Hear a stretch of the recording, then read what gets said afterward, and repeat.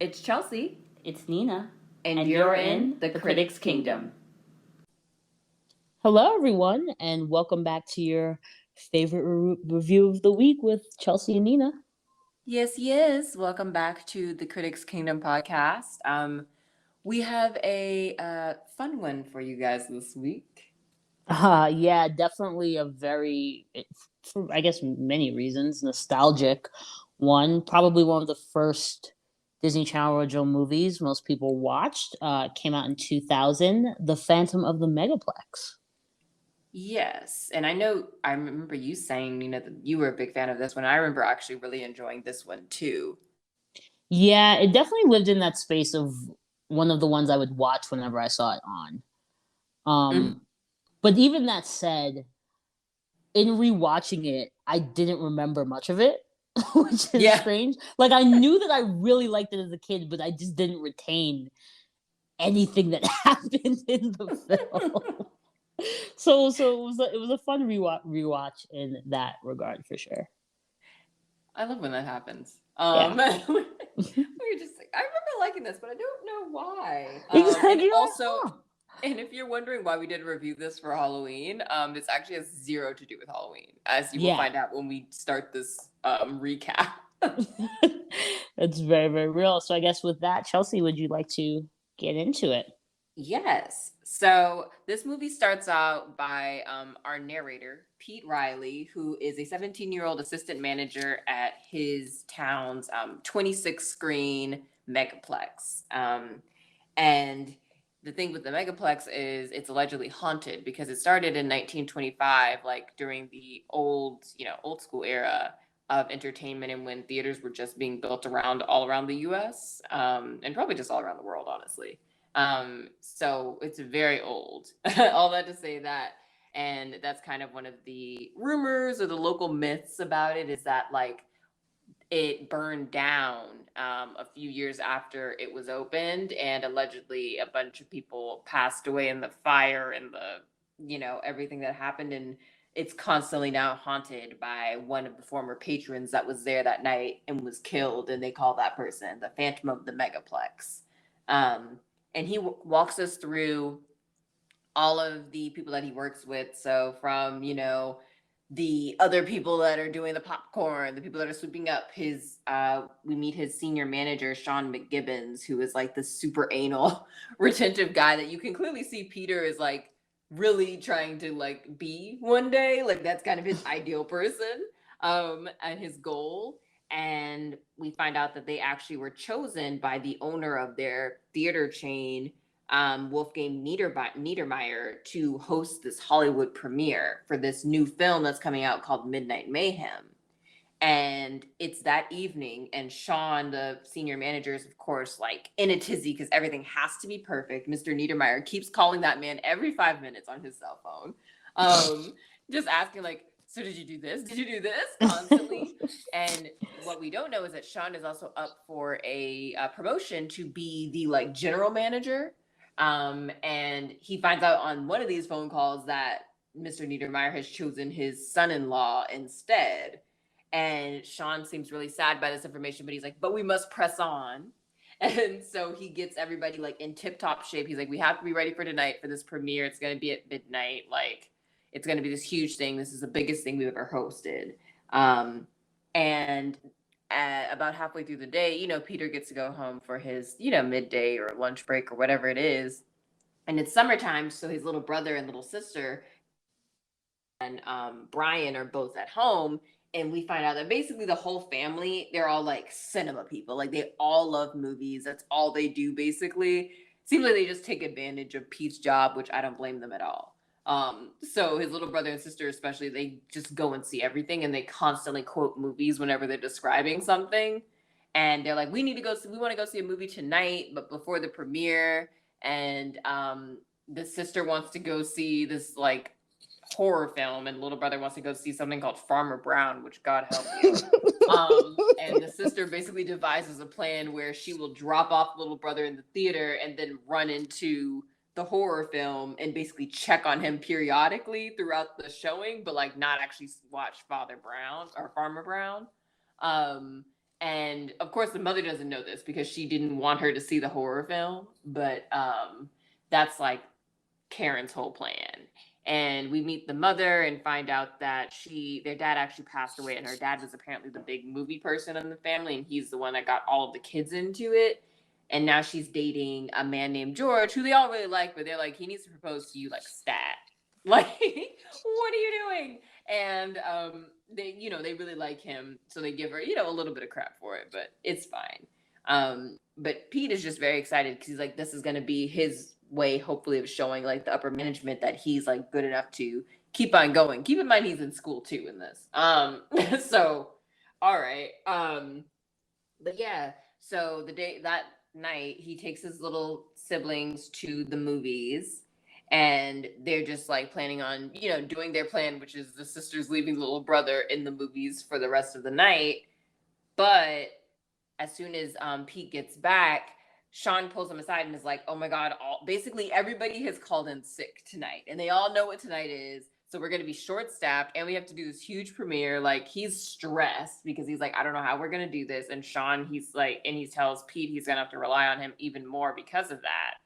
So what ends up happening is they start taking tickets from people, and they're so understaffed that there's this man there named Movie Mason, who is played by Mickey Rooney, who is just like, his family opened up the original theater in 1925. So he thinks he still owns it and thinks he also works there, but he does not. He's just literally like an older man who's constantly there.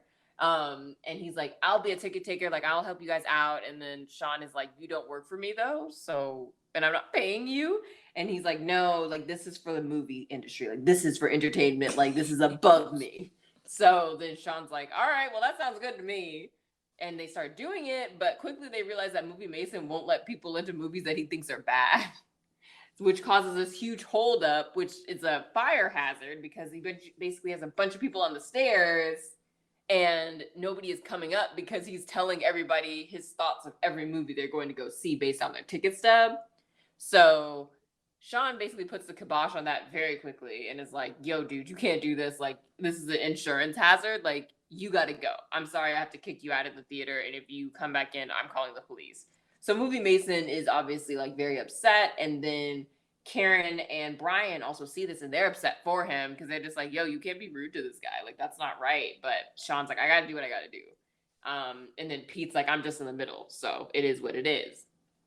Shortly after that happens, all this stuff starts happening in the theaters and on the screens. So like one of the screens, the movie just stops playing, and then one of the other screens, it's like it's called like a summer blown away or something, and like somebody basically set up fans all in the front of the theater, and like it's like a mini tornado in there and you can't move, and all the people are getting scared, and then they start popping too much popcorn in the popcorn machines, and everything just basically starts going wrong. And Sean is like, "Somebody is out to get me." Like, something is going wrong in the theater. We don't know what's happening. Everything is just like a wire. And then Sean basically gets kidnapped twice. And they find him always crumpled it with like he's like tied up and taped up with his hands. And so they're just like, "Dude, like, I don't know who has it out for you, but what is going on?" And Pete is just like, he doesn't have time for all this. Like, he's literally just, he's going from everybody's theater, from every screen to a different screen, and also trying to keep track of his sister and brother at the same time because they're still there. And he's just stressed out because he's the assistant manager, but he's like, "I'm 17. I don't know what is going on. I can't find my boss." Because again, the boss is kidnapped. And so he also had invited his crush, Caitlin, and her friend to the theater, and he hoped to spend some time with them. But then his bully, like Danny Hawley, also comes in and basically is like, "Yeah, so I'm gonna take your girl from you. Is that cool? All right, bet." And proceeds to basically bother him for most of the evening, on and off, and also to try and mac on his girl, which doesn't quite work. So he gets a little with Caitlin, but like never anything too like serious because he doesn't have time because something keeps going wrong. So then he starts like talking to Brian, like gotten up from his theater at this point, and he's like, "Something is going wrong in here, and like I need to help Pete out." and they start, coming up with a list of suspects basically. And then Karen also starts joining in. And at first they're like, oh, it must be Movie Mason. But then Karen and Brian find Movie Mason down in the basement, and he basically goes on and on about the magic of cinema and love and film.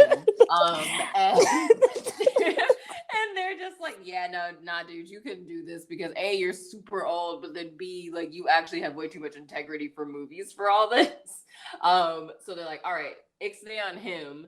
Then they think it's the projectionist Merle, and Merle is like, listen, I got way too much stuff to be doing around here for me to be a phantom running around causing chaos everywhere on this evening. And they're like, oh yeah, no, that makes perfect sense. And then finally, when Wolfgang Niedermeyer, their owner, shows up with like all the celebrities to have the premiere, he's like, somebody stole my blow up monster off the top of the theater, and this place looks like a mess. And he basically is just like, y'all need to get it together. And they're like, well, something's clearly going wrong here, but we got to make this happen. He's like, anyway it goes, we're having this premiere, so like just do what you got to do. And we finally meet his son-in-law, whose name is LaMonica. We'll come back to that. This is a white man, by the way. And he and so they finally are like, all right, well, we got to get up on the monster. Then all three of them get kidnapped on the roof, and they finally manage to get themselves free through what's like a valve that's like a little loose. But by this point inside, it's basically turned into chaos. Like water balloons were dropped on Niedermeyer's head, and now like the big monster, the inflatable one that he had wanted, is inside the physical theater where they're having the premiere, so nobody can get out. It's blocking all the exits. So then Pete has to like use his brain and like gets a sword because they had like a Merlin setup, and he gets the sword from there and starts like basically stabbing all of the inflatables and saves the day. And for that, they end up finding out that it was actually Sean who was the Phantom of the Megaplex and causing all the chaos. And Niedermeyer is basically like, oh, Pete, well, now we have your position if you want that. And then Pete at first is like, yeah, that's like my dream. But then he realizes, and he's like, you know what? I'm actually good. Like, I think I just want to be like a kid and like hang out with like my crush, Caitlin, basically. And, I think that's just what I want to do going forward. And Niedermeyer's like, you know what? That sounds very good to me too. And that's how the movie ends, with all's well that's in well. Oh, and then finally George proposes to their mother. That's literally how it ends, which very much was a B plot. It's not even not even a B plot. Just such an unnecessary plot. But yeah, so they get he proposes to her in the cinema right before the premiere starts. And yeah, that's how Phantom of the Megaplex ends.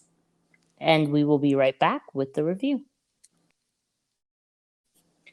So to get into this review, I think that I can understand why I did not retain much from this.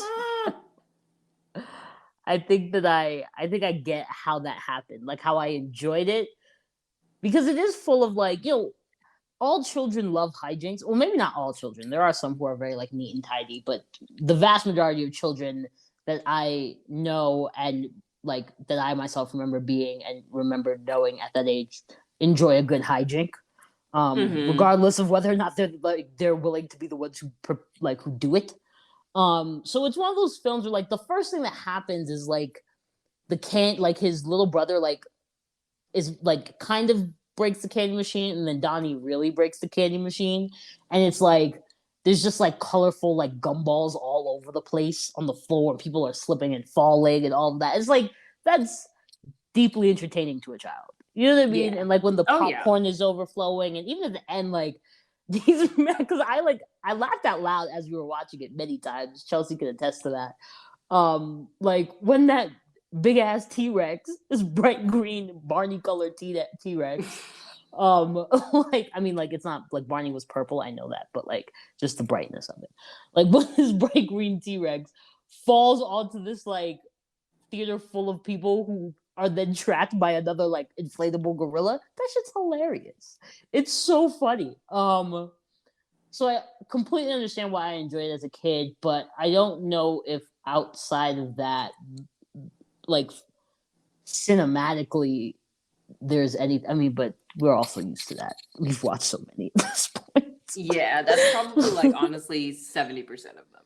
Like, Yeah, we're like cinematically, you're just like, I don't like. Why did their dad have to be dead? It had nothing to do with the plot. Like, you didn't have to kill his parent.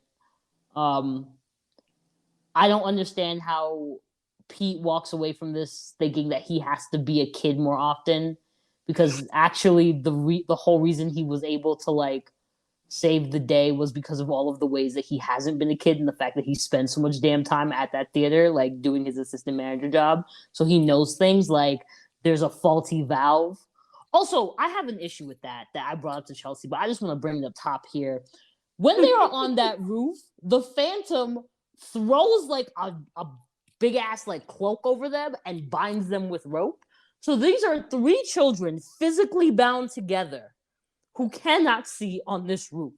And the oldest among them, the 17-year-old who's supposed to be too responsible for his own good, is like, guys, let's just start shimmying to the left. And we'll find this valve that I think that is up here somewhere that will undo this knot. And I like, my literal first reaction was like, please do not ever try to sidestep blindfolded on a roof. Like that's just that upset me. That upset me. So I just had to throw that in. But yeah, the whole point is that like he doesn't. All of the reason he's able to save the day is literally because of like what a quote unquote workaholic he is. So I don't understand right. how from that situation the lesson he takes away is I need to spend more time watching movies with my siblings. Like that it just doesn't track to me, at least. It was a very odd way to end this, which I think both of us were talking about. We were both just like, I don't like, the whole ending was very like, we didn't need all this extra stuff. It really could have just been he saved the day and that's kind of it. Like, Yeah. it did not need to be like, oh, his mom and the stepfather or future stepfather are getting married. Like, it was just like, we don't need all this. We don't. Yeah. Yeah. And I mean, like, I honestly really think that kids probably blocked out because, which is like, I think kids do that regularly. Like, they take what is absolutely necessary, like logically, from film and television, and they ignore they ignore the B plots and the side plots. Like, that's not, they don't give a shit. So I mean, it was probably just ignored. And it's probably why I don't remember it at all, or like those subplots like completely slipped my mind. But yeah. Yeah. It's not a cinematic marvel, I'll say that. No, but I do think, what we had been speaking about while we were watching it was just the idea that it very much is trying to get to this place of cinema shouldn't be about commerce. It should be magic. It should be something that transports you. It should be something that takes you elsewhere. And though I will say they didn't necessarily achieve that dream, it definitely, you did get that overall throughout the film. Like, I feel like that was like the underlying theme, was just like cinema needs to be about like the joy of film, the beauty of film, like, and that's really what it should all be about, is like film in general. And I think it's an interesting idea, and I think especially when you think about the time that this came out in 2000, where I know when we were speaking, it seemed like a lot more chances were taken in like the 90s and 2000s, with whether that's like a chance on a new director, whether that's a chance on a different type of script, whatever it may be. It felt like chances were more taken than I think now, where things kind of have to be like a hit to a degree, or almost like a guaranteed, or even like we're pretty sure this will hit because through tracking people, like we know what they kind of like. It's very much like a Yeah. Netflix type of effect that's happened where like that was, I'm sure most people will remember this, but like Netflix's whole thing when they first came out was that since they knew exactly what people were watching, they could make shows specifically, and now they make movies that are like, we know you're gonna like this because you like these other two things, and we basically put those two things together Yeah. and made it a new thing. Yeah. And it's also a thing of like, and I mean, like, I do think that like chances maybe do still get taken, but they're not like, I don't know, like you compare it to, like great films of, or what are considered great films of like the 20th century, right? Like, let's just say that blanket term. A lot of those films were also blockbusters, right? They also like made a lot of money in the theater. They also were put into the theaters, picked up by studios and put into theaters. Now it feels less like that happens. You don't have many sort of what feel more experimental, what feel more independent, what feel like weren't made with, huge budgets, Right. and mega stars, like it's all become very, very formulaic, even the way in which like films are released and the time of year that they're released. And I think it's like, I think you're right to point out the time, because I think that that sort of turn of the century moment, and of course, like this is like we're speaking from it from a perspective of only like what we've lived, really.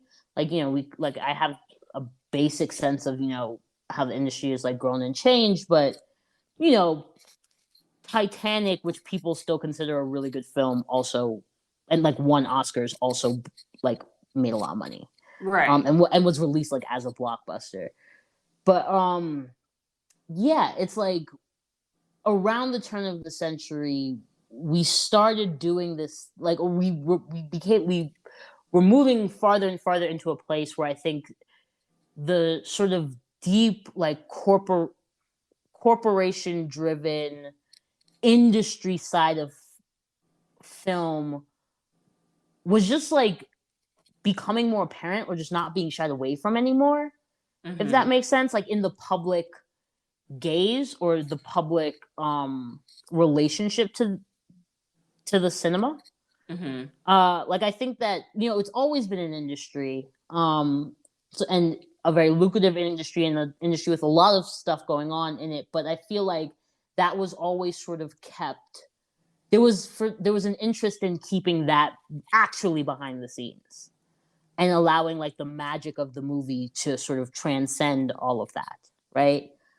But something shifted, but like in between like 2005 and 2000 like 13 or 14, where and I think it has a lot to do with like these huge media conglomerates forming, and I don't know, maybe like larger global markets opening up. Like there are a lot of facets to it, but there's just been this shift where like it feels now like it's about the money. It feels like and nobody's pretending that that's not the case. Right. Which I guess as a movie goer, as a movie watcher, puts the public in a very just interesting sort of headspace, and I think it allows for like in watching movies like this, you can get really nostalgic. If you remember a time where the movies were a place that you could actually go to escape. Whereas I think now it's like, if you know that you have to spend $100 to take your family out to a movie, like there's only so like it's a treat, right? Yeah. No. But it's not that same like level of like, oh, I can escape, or like if nothing else, if everything is going wrong in the house, like I can take my kid to the movie for a day. Right.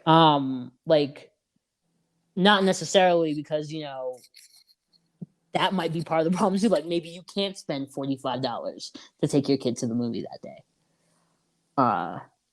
So yeah, I think it's just it was an interesting film to watch with that in mind. I think something that you touched on earlier that actually made me think of My Big Fat Greek Wedding, the first one. Yeah. And why it was such like, and I will 100% keep this in mind that even when it came out, it was actually such an anomaly because it was actually a very small indie film that Nia Vardalos, I think is her last name, made of her own accord and basically with her and Rita Hanks's money. And you know, it only went out to a couple theaters and then it just caught on and became Yeah. this huge thing. But I don't think that really happens anymore, you know? And like I said, I do completely acknowledge that that was an anomaly even for that time in the early 2000s. But it's like the fact that it even happened, I don't know if that same thing would be replicated now, or could be replicated now.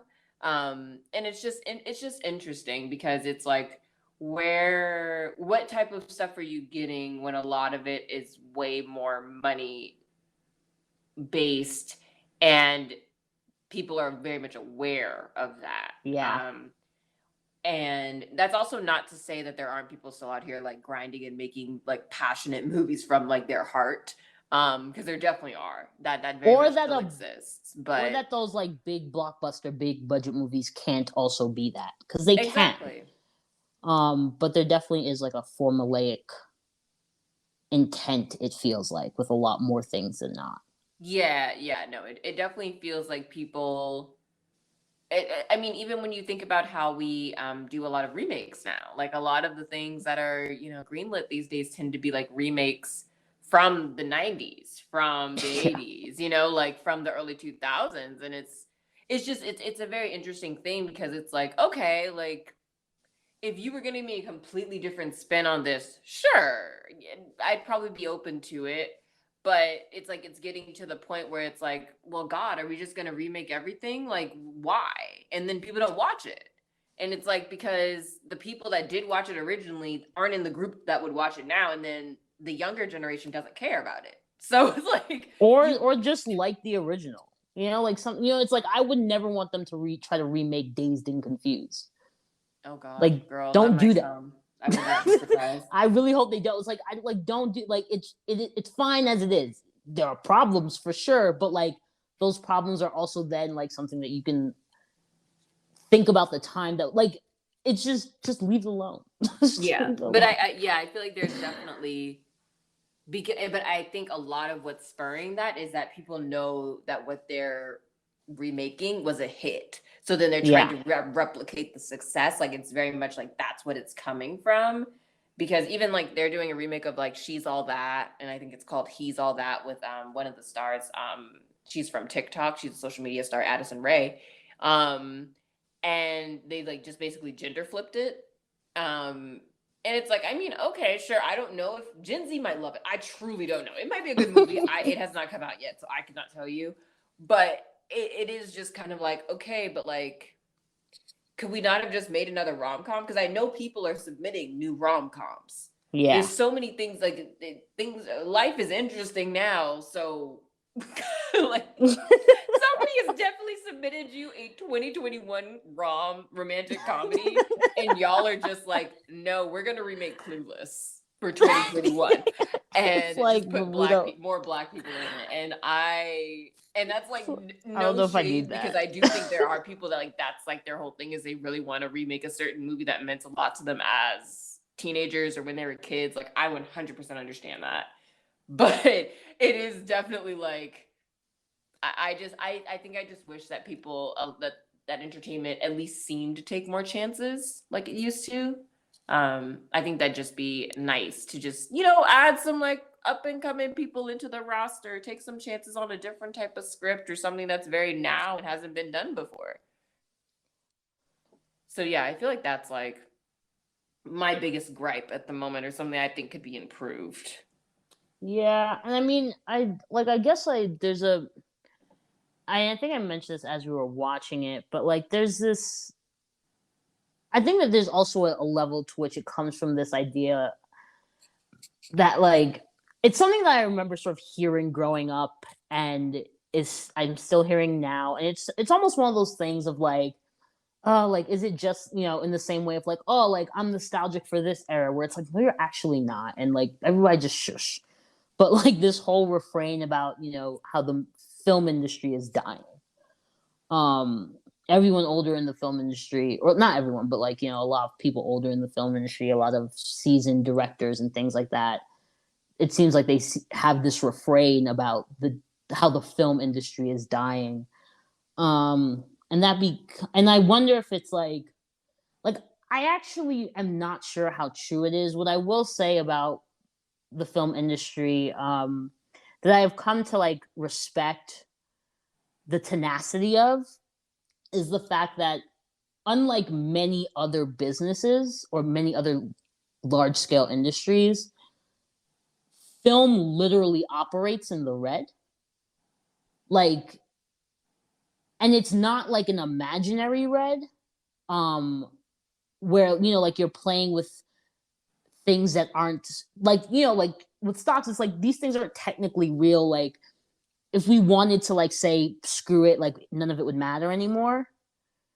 But like on a film, you have all like the moment you start doing it, you have to start paying people. Mm-hmm. So you have literally, like, when a film has a budget, like you have literally already spent that by the time it gets to a theater. Like even low budget, like that $5 million, it was spent. So like the moment that a film reaches the public, from the moment that you see it, they're attempting to make that back.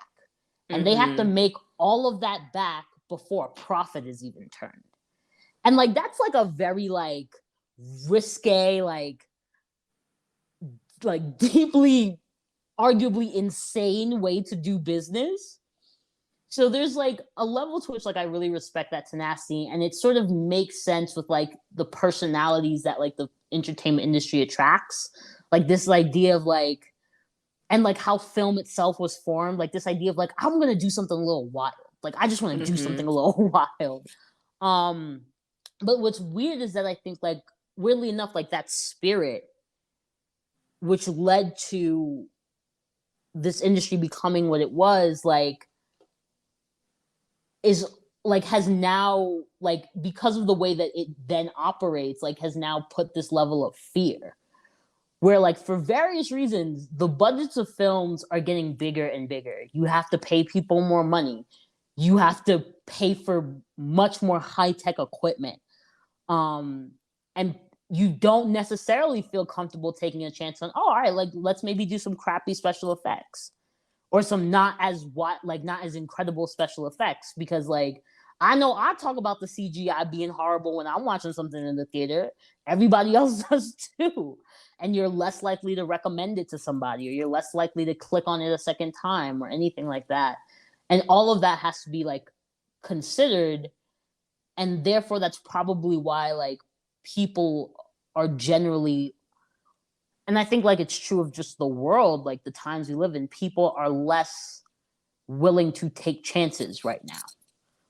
And No, it's been I steadily building like for the last decade and a half. Like we're scared of taking chances, because the world kind of seems to be falling apart underneath our feet. yeah, no, I completely agree, because I think that's also a very good point, Nina, about the financial constraints that honestly these studios, and if you're doing, TV, the networks, they take a big financial hit. And I don't know if people realize that. So that's a really good point, because we see it because we work in the industry, and it's one of those things that's not normally really talked about unless a movie absolutely tanks, and then they Yeah, might be like, oh, well, the budget was, 15 million and only made back 2 or yeah, whatever. So I think that's a really good point to bring up, is that it does come out of a very real financial place. And yeah, this industry, everybody is constantly in debt. Like yeah. It's everybody is like, constantly in debt. Like, and you're literally and just it like works hoping off that of the that. next one sells. Like, and that's all. Like you're hoping It's the very next much one like does the well. music industry. Yeah, It's very much, the film industry is very much like the music industry, where you will have like 3 artists on one record label that are paying for the other 15 that you also are like, yeah, representing or distributing. It's very similar, where it's like studios do take a very big financial hit, and it does cost quite a lot to actually like make a movie. It's no easy feat. Even like the Hallmark or Lifetime movies that people see and they're like, oh, this looks like XYZ, blah blah blah. Yeah, Those things are expensive. yeah, Even that's low still a budget is still solid like couple million. Yeah, it's still a couple million. So like that's low budget. Ultra low budget is living in like the 100,000s. Like it's still a fuck right. ton of money. That it takes to make these things. Um, Money that most people will never see over multiple lifetimes. You know what I mean? Like there are people who have been in like families that have been in America who have not amassed that much money to make like a single film sometimes. Yeah, no, because they are very expensive. They're very expensive. And I think something else that we had actually discussed, Nina, was also the fact that that you touched on. The idea of like the theater, the idea of like a megaplex, a cineplex, a physical space where you go to movies. Yeah. And how important that was when we were growing up, and then how we were very curious whether that space still exists for like the teenagers or the younger folks of today that very much grew up with these extremely high ticket prices that we just did not grow up with. Like Yeah. I remember we were going to a movie when I was little. We would go to Borders once a week because I was a big reader, and we would go to the theater like once a week Yeah. with me and my dad, or me and my, or all of the whole family, or at least once every 2 weeks. And it was like no big, because tickets were maybe like $6 to $8, $6 to $8. Yeah. And then if you're a kid, it's like half off. Right. Yeah. We It would give nothing a wasn't. discount, girl. It was cheap. Oh yeah. I mean, yeah. I mean, I think that I definitely felt like there was a period of time where like so a bunch of my cousins lived with me when I was like really little, and then they moved out, and I don't know, like I can't tell you why. I've never really asked them about it, but you know, a few of them like started doing this thing where they would pick me up from school on like Fridays. So when I was like 5 or 6, and like they'd pick me up from school, and then we would go and see a movie like every week. Like I distinctly remember that's why I saw like Anastasia in theaters and like A Bug's Life. Oh, Bug's Life. Yeah, dude, yeah, it was a good time. What a deep movie. Right? But like my cousins were teenagers, and I think it was a thing of like, you know, oh, like, you know, they knew that I was close with them, and they were just like, you know, trying to like it was. I'm sure it was a level of traumatic for me, like to suddenly have a house that was like it used to have like 7 people in it, and now there are like 3. Right. Like I was like, what is going on? So they were just trying to like, you know, do something like with me and like keep me around, and like. And you know, it was that thing of like introducing me to stories and all of that stuff. But it's like they were also teenagers. They were immigrant teenagers, right? All my cousins came over from Jamaica.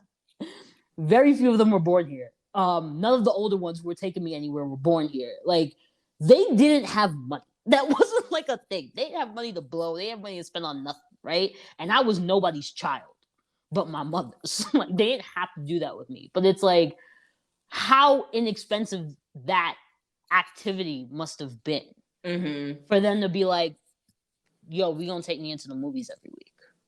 Like that's the thing that we're gonna do. Like to stay close to her or whatever. And I think even on top of that, like kind of as you were saying, Chelsea, like in particular, like I distinctly remember when I was a kid, when I was like in that preteen cusp, like 12, like yeah, let's say 12, just at the age of 12. Now I could, and growing up in New York City is not a very like teen friendly place. You know, like you can't, like there's only so many things you can do in New York City as a teenager. So a lot of what you do is like hanging out in like open spaces, and then like movies, or at least growing up for me, like that's what it was. Like those were spaces that we could be in, where everything could be Gucci. And like when I was 12, like I couldn't tell my mom. Like if I was like, Mom, I'm just gonna go hang out in the park, she'd be like, absolutely not. Like that's not gonna happen. But if I was like, oh, I'm gonna go with my friend to the movies, like that was fine, because it was a destination, and there, you know what I mean? Like there were rules in that place and that whole thing. And so I was like, it was part of my like allowance of like freedom, right? Of like having the space to be maybe something equivalent to like the mall for other parts of America. I feel like I've heard that. But like, and my primary movie theater for a long time was in the mall in Brooklyn, Kings Plaza, RIP for real. But it just represented this space where it was like, and my mom also was cool with me going to the movies because she didn't have to give me money to go to the movies. Like if I'm getting like a $10 allowance a week, I can go to the movies when I want to go to the movies. So it was, I don't know, like the literal space of the theater just represented like a sort of very early level of freedom. And then of course, like there's the thing of once you get there, you know, and this is probably part of why the film industry does what it does with the hiking up of the tickets and all of that. But like when you get there, it's like you can buy a ticket for the PG-13 movie and go see the rated R movie. You can like go see 3 movies in a day. Like, you know, like it was just like another space. Like it was like the next step up from the playground was the movie theater growing up.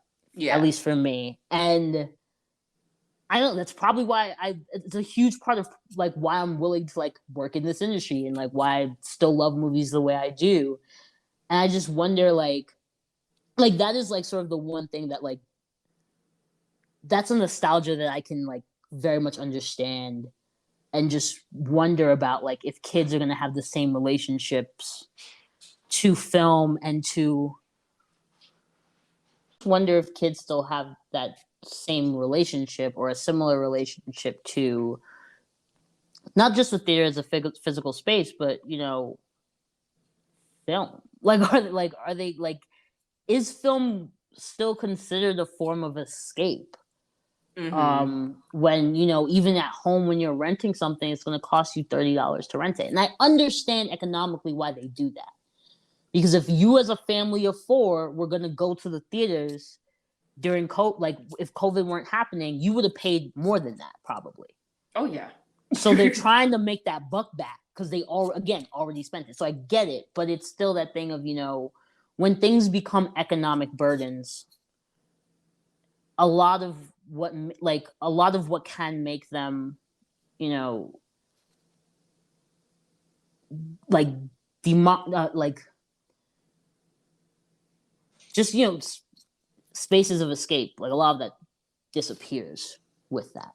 Yeah, when you're not going to a physical space to enjoy something. And I think we also brought up the fact that like you also don't get the plethora of choice, I guess, to a degree, or like you no longer have the situation where I could just like on a Thursday night be like, I want to just go see a movie, but I don't really know what's playing. I don't feel like, oh, this is a throwback. Remember, you had to check the newspaper for movie times. Yo, do you remember when there used to be like hotlines you could call? Yeah, and like you dial it and you just like wait and listen to all the movie times for every movie and like write them down. Yes. Yes. I was thinking about that the other day. I was like, oh my God, we used to actually use newspapers for movie times. Because I used to do that even when we had, because I remember doing that at like 11 or 12 when the internet was very much a thing, but it was like you still just checked the paper. That's how we figured out the best time to go see Bend It Like Beckham was in the newspaper. I like distinctly remember that moment because I love that film. So changed my life. So good. But yeah, like you don't have a situation now where I could like go on a Thursday night and be like, I'm just gonna like go down to like the Kips Bay AMC and be like, I'm just gonna watch whatever's playing at 8. You know, like and I don't really care. Like that happened, I think that's happened like once, and that was when RIP Movie Pass. Oh, you were great. The way that me and Nina and I used Movie Pass, we definitely were part of the people that bankrupted them. Like 110%. I feel bad, but at the same time, I don't feel bad. They should have built it better. But like, we were living our best lives. I was like in Alamo Draft House, just ordering whatever I pleased. So I was like, I spend no money on no tickets. We gonna have 6 drinks while we watch this film. It was great. Wonderful. Yeah, I remember once, it was when I had the Movie Pass, I had come to Angelica and was like, I was gonna watch Generation, what's it called? Generation Rich or something. The Generation Wealthy or whatever. Generation Wealth, that's what it's called. And I was like, I'm gonna go see that documentary. But then I got there and it was literally already sold out. So then I ended up seeing The Post with Meryl Streep instead, which I loved. But like I can literally recount the last time that happened to me, because normally when we go to the theater, you have to plan it because it's so expensive. Yeah, I'm not and gonna it waste will my sell money. out. Like, yeah, it's like some of them now you have to reserve seats. It's like a whole thing where it's like, and I mean, like, I guess like for big, I guess I can understand it for like very large openings where they're expecting the theaters to be packed, like the reserve seat situation. Oh yeah. But Hmm. like for like a regular movie on like a Wednesday, like that's ridiculous. Yeah. No, it is. But now it's such a, it's like you were saying, now it's like a treat. And I think it's a treat for pretty much everybody, unless you're somebody that like, you're really like a cinephile, or somebody that the money Yeah. part just doesn't really, have to matter as much. And even then, you're probably not going to a large, like, that's also a thing of like the death of the small theater, which Right. is a real thing. Like, there are there are not nearly as many just like independently run small theaters as there once were. And like, I feel like cinephiles or the people who sort of do that end up going to much smaller theaters. Like, Mm-hmm. there are small local little round the way theater, but those are very much disappearing. It's New York, so we have a bunch of them, you know? Mm-hmm. Um but those are also very quickly going to the wayside. And what's sad about that, in addition to all of these things, is even in that exploratory way, it's like theaters are also taking less chances on what they're willing to show or what they're Mm-hmm. willing to carry. Like, Mm-hmm. an independent theater is only going to carry, like, like small documentaries used to be a thing. Mm-hmm. Like, you go down to like IFC, like, oh, I'm gonna watch like a super small documentary. And it's like, even at IFC, it's like they're carrying independent films, yes, but they're independent films that have done a pretty solid festival circuit. Yeah. Because So that's where we saw Parasite. I remember the first weekend it came out, because it was my birthday. I don't know if yeah. you remember this, but yes. No, of course I do. It was a great. We didn't speak after we watched that film I until we got know. to the train. Like, we like just didn't say anything to each other, and then when we But got yeah, to the like train. you're saying, like I remember I wanted to see it because we were both Bong Joon-ho fans. And I think it had already gotten like buzz because he was already such a known quantity by that point. So it Yeah, wasn't a chance. It kind of was, but it wasn't a huge chance. It wasn't like he was a first time Korean filmmaker yeah. making his first, whatever. And now it's and that's not to say it's impossible, because it's not in any degree. Like, a friend of mine, they just had, I'm pretty sure it didn't like, but ISC was carrying their film that I think that also did pretty well on the festival circuit, but you know definitely more independent of a film. It's called Premature, by the way. I think it's on Hulu. Everyone should watch it. It's really good. But that, a friend of mine wrote. But yeah, it's like you don't get that, like, because a theater won't take a chance on showing something super small, because it's like that 2 hours that they use that screen to show that instead of showing the new Star Wars film, they lose money. Mm-hmm. Um, because six people might go to see that independent film, but they'll probably sell out for the Star Wars because everywhere else is sold out for the Star Wars. Right. So they can take that overspill, and like, it just creates a system where, like, and I guess for me, the escapism with film, or the escapism that is possible in film, was always rooted to the stumbling upon something wild and wonderful that you didn't expect. Mm-hmm. And the Mm-hmm. fact that you literally fall into it because the screen is so damn big and you can't not listen, you can't not watch, and you end up just swimming in it. Like, that's just what ends up happening. Like, I went to Mm-hmm. go see Much Ado About Nothing, Josh Whedon's Much Ado About Nothing, on a whim, and like, that's what happened. I ended up just swimming in that film. It's probably the only time that I've ever like literally understood Shakespeare as it was being spoken. Like, completely understood, like, oh, I get exactly what's happening around me. Mm-hmm. Mm-hmm. But it's Yeah, I like feel like yeah, go ahead, but I was just gonna yeah, say, I feel like the only way that even happens now is you have to purposefully avoid the movie, like any press or any like descriptions of the movie. Like you have to like go out of your way to yeah, to not have information to like stumble, quote unquote, stumble on something for in real. the same way. Yeah, and it's like I don't know, like I get it.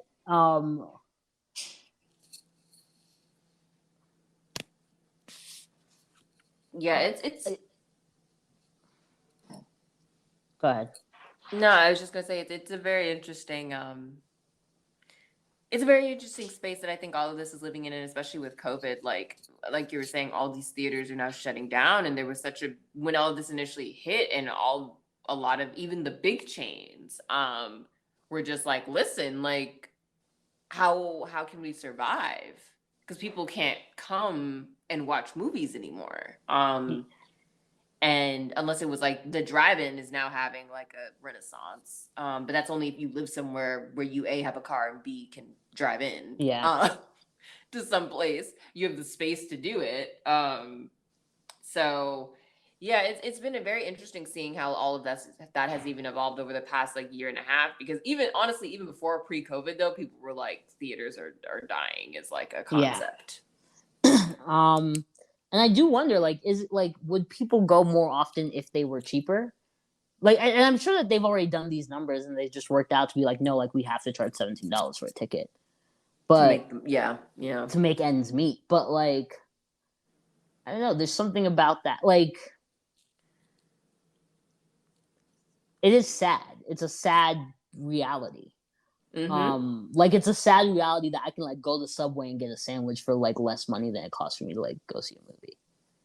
It's very chicken and egg, Yeah, because it's like, do we lower the cost of the movies and not make as much money, or do we, make the yeah, cost more prohibitive but make the money the bare minimum we need and break even? Like it's like, I honestly couldn't imagine being a theater owner right now, because I do think like it's a very complicated thing, and to be fair, it does also vary depending on where you live. Like my parents live in yeah, Houston, and it's cheaper than it is up here down there, but even down there it's expensive for there. So it's like everywhere you go, you can't really avoid it, but you do miss something where it's like people can't just like have a night at the theater on like a Friday or a Saturday, or like a family thing every weekend if they so want to. Because so many, especially if you think about like how so many people in the entertainment industry, specifically yeah. people that were in it from the 90s and 2000s, got into it. And it was mostly because Yep. they're like, it was hot. I lived in the city.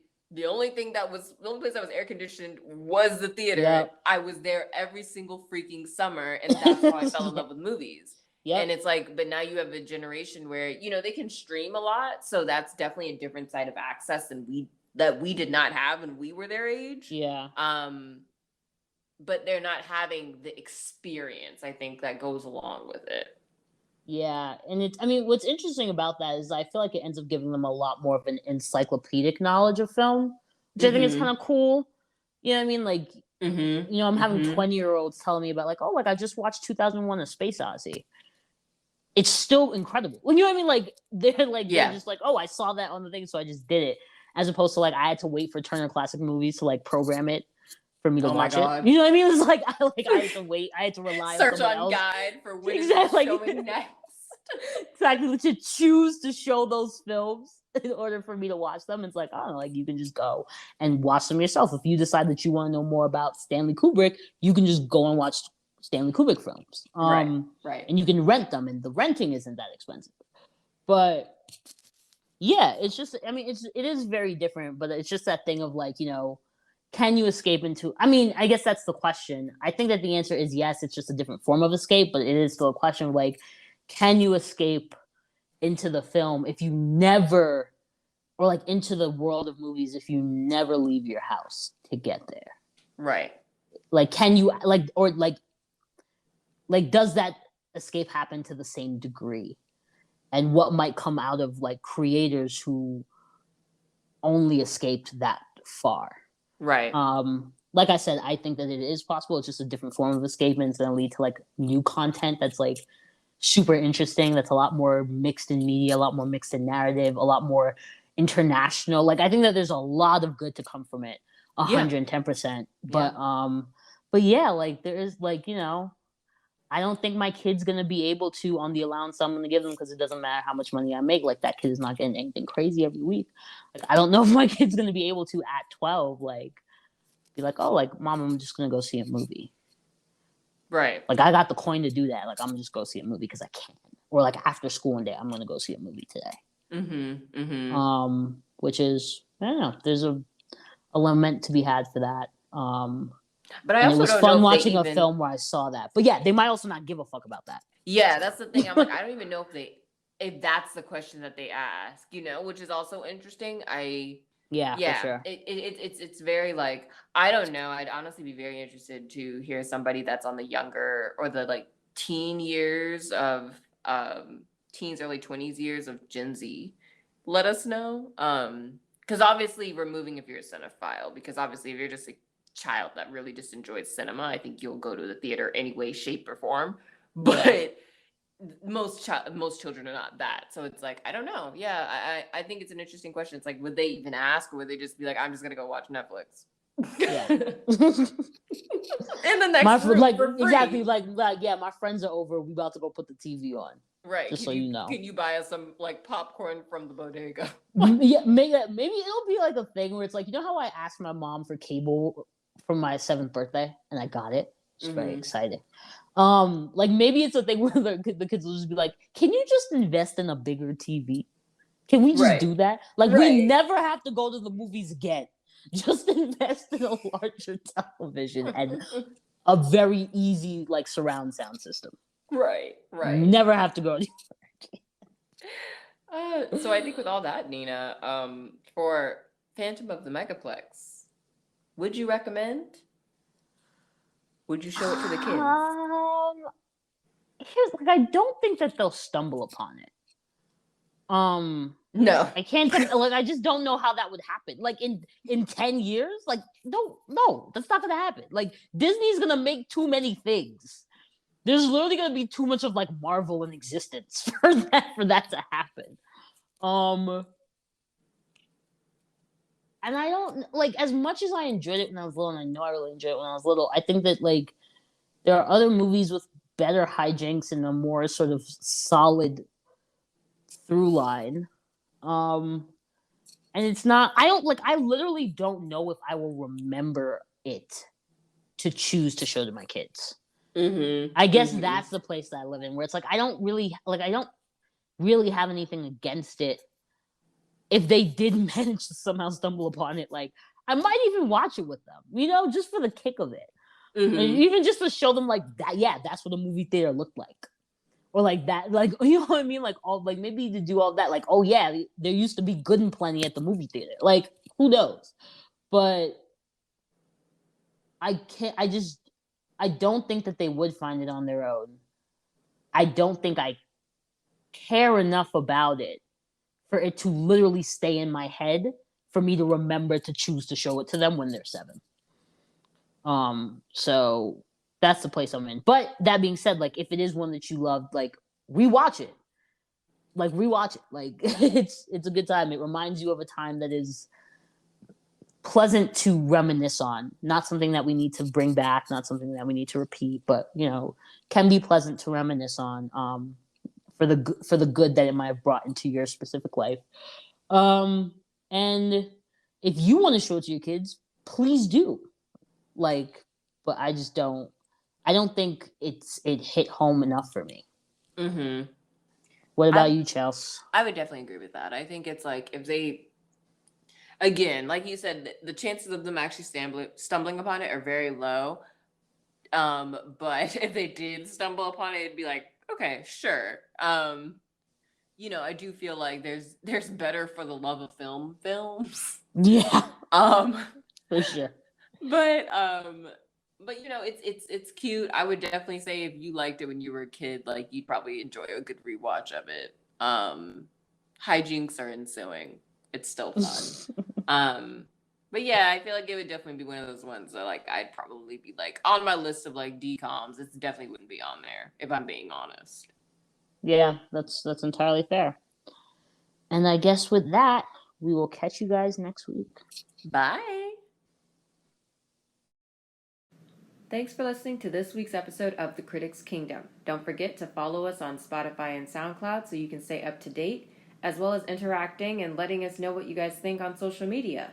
You can find us on Twitter at Critics Kingdom and on Instagram at The Critics Kingdom. We're excited to talk to you again next week.